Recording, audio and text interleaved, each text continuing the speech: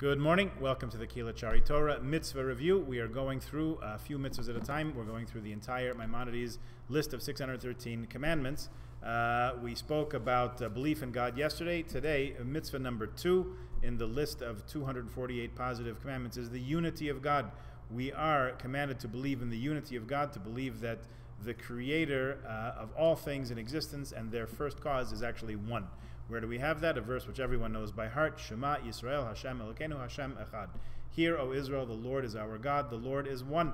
And we distinguish that oneness from one of a series, not one out of 2, 3, 4, 5, but one with a unique and special oneness, unlike anything else that we know in heavens and earth. Mitzvah number 3, love of God.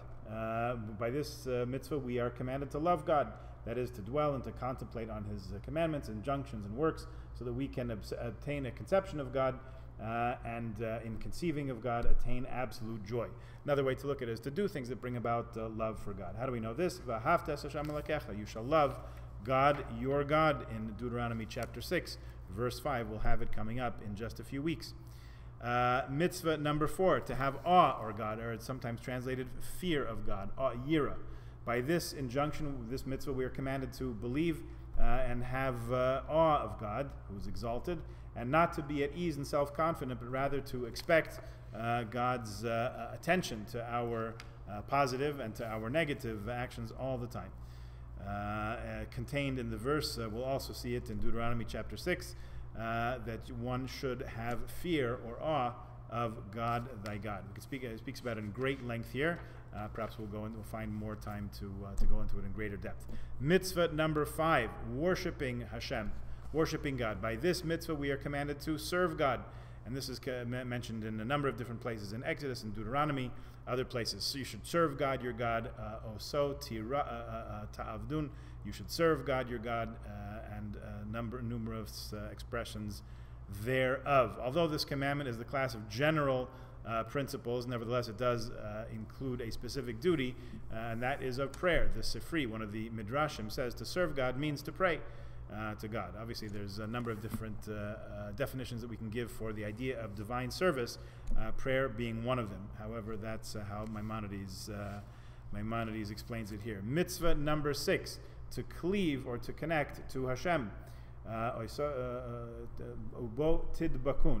should cleave to God, connect to God. Deuteronomy chapter 10, verse 20.